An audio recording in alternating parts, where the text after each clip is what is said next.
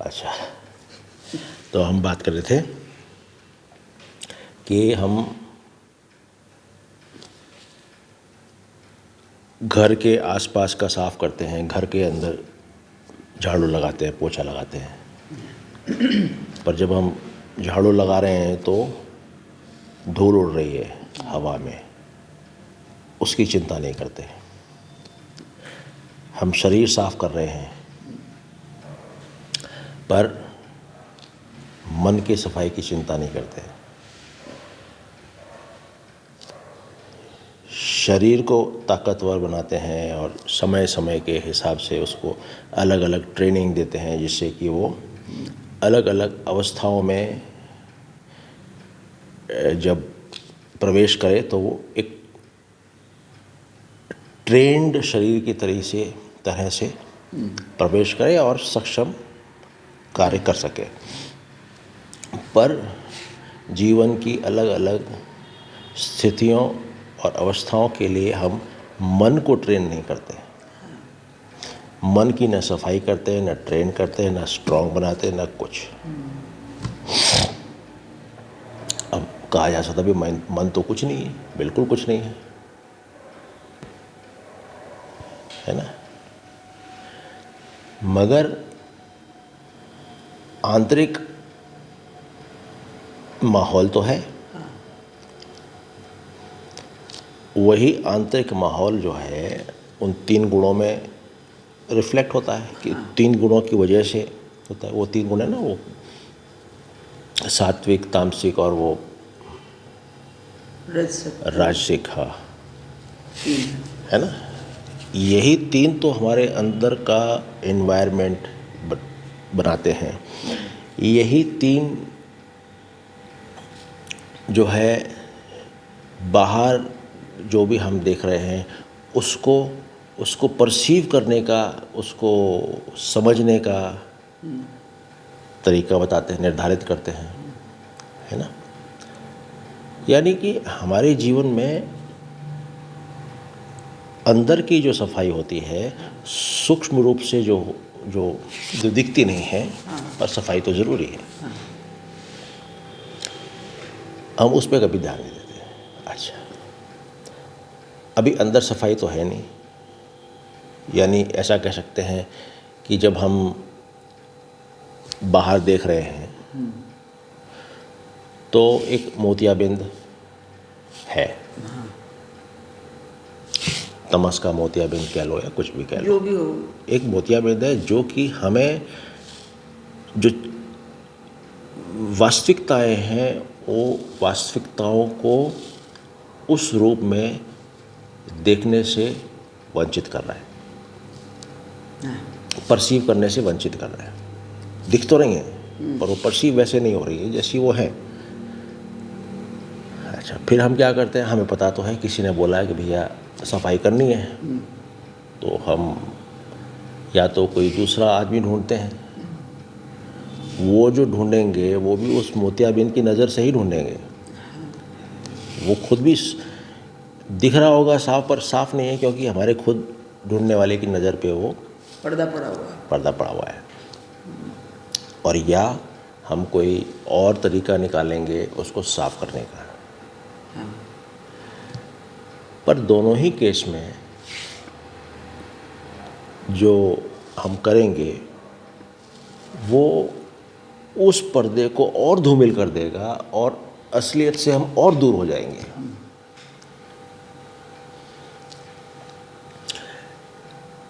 जैसे पापा जी ने एक एग्जाम्पल दिया था, अगर आप जो है शीशे पे एक वो धूल की लेयर है उसको साफ करना चाहते हैं, तो आप जो है एक और कपड़ा लाते हैं जो कि खुद अपने आप में ही धूल भरा हुआ है, उससे साफ कर देंगे तो क्या होगा, तो और धूल हो जाएगी उसके ऊपर। ठीक वैसे ही क्या हुआ कि एक बार ये भी उन्हीं की कहानी है, पापा जी की। एक बार एक व्यक्ति जो है वो कहीं जा रहा था, उसके ऊपर सिर के ऊपर लकड़ी का एक गट्ठर था। तो एक ने कहा भाई ये क्या ले जा रहे हो, उसने कहा ये मैं लकड़ी ले जा रहा हूँ, बाजार में बेचूंगा फिर पैसे उससे आएंगे तो अपने घर का काम चलाएंगे हम। ठीक है। उसने कहा यार ऐसा करो कि तुम लकड़ी से महंगा तो लोहा होता है, लोहा ले जाओ। 5 किलो लकड़ी ले जा रहे हो, 5 किलो लोहा ले जाओ, वो ज़्यादा पैसे देगा। उसने कहा बात तो सही है। उसने 5 किलो लोहा भी रख लिया। अब 10 किलो हो गया उसके पास। फिर आगे गए, आगे एक और आदमी मिला। उसने कहा यार ये लोहा क्या ले जा रहे हो, तुम जो है पीतल ले जाओ, वो महंगा है, अच्छा दाम देगा, तुम ज़्यादा पैसे ले सकते हो। उसने कहा बात सही है। 5 किलो पीतल भी रख लिया, 15 किलो हो गया। तो हर उसमें हर स्टेज पे उसको कोई ना कोई मिला, किसी ना किसी ने एडवाइस दी, राय चंद मिला, ऐसे राय दी, और आपने उस राय को माना और अपने ऊपर बोझ बढ़ाया, बढ़ाते गए बढ़ाते गए बढ़ाते गए। अब वो कारण क्या है उसका कारण यही है कि आपका खुद का विवेक काम नहीं कर रहा है, क्योंकि उसके ऊपर मोतियाबिंद लगा हुआ है।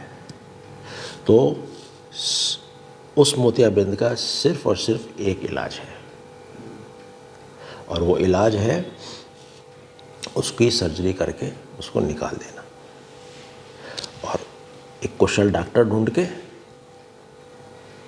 उससे इलाज करवाना, तो वो हट जाएगा। मगर ये काम कोई नहीं करता।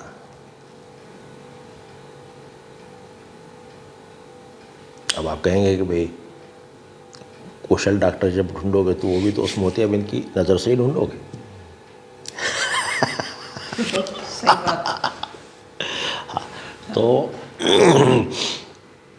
ये बात आपकी बिल्कुल सही होगी, मगर यहाँ हम फिज़िकल नज़र की बात नहीं कर रहे हैं, यहाँ हम विवेक की बात कर रहे हैं। विवेक आपको सही जगह पर ले जाएगा, विवेक आपको सही डिस्क्रिमिनेशन कराएगा, मतलब सही डिफ्रेंशिएट कराएगा कि भाई ये नहीं ये नहीं ये। वो विवेक का काम है।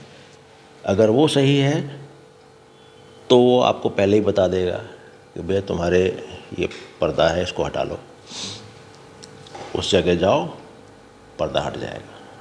विवेक बताएगा। जैसे जानवर होते हैं, पक्षी वगैरह जो होते हैं, अर्थक्वेक आने से पहले इनको पहले पता लगता है कि यहाँ से हट जाओ। इस पे एक बहुत बढ़िया कहानी याद आ गई, सुनो। क्या एक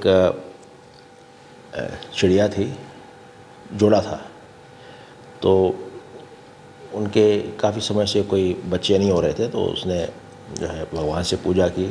भगवान ने कहा भाई ठीक है तथास्तु, और खूब सारे बच्चे हो गए। अब क्या हुआ कि मदर चिड़िया जो थी वो अपने बच्चों को फीड करने में लगी रहती थी, बिज़ी रहती थी। फीड करना है, उनको बचा के रखना है, और उनका जो पिता था वो ऊपर से देख रहा था,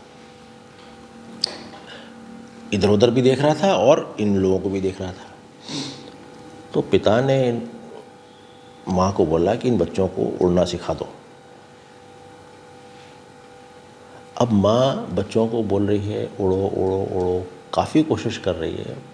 बच्चे बोल रहे हैं कि भाई हम कितनी मुश्किल में थे पहले, जब हम उस अंडे में थे, कितनी घुटन थी, अब हमारा सिर बाहर है, फ्रेशनेस है, और हमारा जो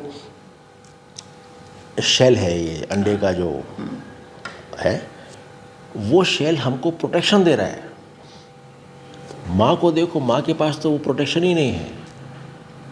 ये जो अंडे का शेल है ये हमको प्रोटेक्शन दे रहा है, जबकि माँ कह रही है कि बच्चों हटो, ये तुम्हारे को उड़ने से रोक रहा है। यही शेल तुमको उड़ने से रोक रहा है और ये तुमको अंत में नुकसान पहुंचाएगा। बच्चे उस चीज़ को कैसे देख रहे हैं? बच्चे कह रहे हैं कि माँ के पास तो ये प्रोटेक्शन है ही नहीं, ये आर्मर जो वो है, कवच है ही नहीं, हमारे पास तो कवच है।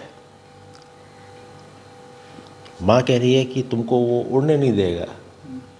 बच्चे कह रहे हैं उड़ने की ज़रूरत क्या है, हाँ, हमें ऐसे ही सही लग रहा। हम बढ़िया हैं। फिर क्या हुआ कि बोलती रही, नहीं माने। अब उस टाइम पर वो अर्थक्वेक आने वाला था। वो चिड़िया भी जानती थी, वो चिड़िया का फादर भी जानता था। बोल रहे थे भाई हट जाओ यहाँ से, वो गड़बड़ होने वाली है, सब कुछ ख़त्म हो जाएगा। पर वो बच्चे कहाँ सुनने वाले, उनके तो वो मोतियाबिंद है ना, वो तमस वाला, वो कहाँ सुनेंगे। पर 2 बच्चे ऐसे थे जिनका विवेक जागा। उन्होंने कहा भाई माँ बोल रही है, कुछ तो बात है, चलो हो सकता है, लेट अस सी, देखते हैं क्या है। तो जैसे जैसे माँ ने बोला वैसे वैसे किया। वो थोड़े कुछ समय के लिए वो पेड़ से नीचे गिरे, फिर उड़ने लग गए। ये पंख खोलने में समय लगा, तो कुछ समय के लिए नीचे गिरे और फिर उड़ने लग गए। उड़ के वो दूर बैठ गए। उतनी देर में ही क्या हुआ कि अर्थक्वेक आया, सब कुछ कोलैप्स हुआ। वो सारे के सारे जितने भी बच्चे थे वो गए, वो 2 बच गए। तो ऐसा होता है, आपको अपने आप पता चल जाएगा कि जो है कौन सा डॉक्टर सही है जो मेरा मोतियाबिंद ठीक करेगा। हम जिस रास्ते जाते हैं वही रास्ता वापस आने का है, दूसरा रास्ता नहीं है। रास्ता एक ही है, या तो जाओ या आओ। सही बात। इसलिए सफाई अंदर की बहुत ज़रूरी है, यही हमको ध्यान रखना है। शारीरिक ऑफ कोर्स ज़रूरी है ना। अगर आपकी गाड़ी सही नहीं होगी तो आप सफ़र कैसे कर पाएंगे, वो भी ज़रूरी है। हाँ। पर गाड़ी के साथ साथ गाड़ी का जो ड्राइवर है उसका भी सही होना बहुत ज़रूरी है, नहीं तो गाड़ी का कोई फ़ायदा नहीं होगा। सही बात। क्या समझती है? बहुत बढ़िया। बढ़िया ना। ठीक है, अच्छा। अच्छा, थैंक यू।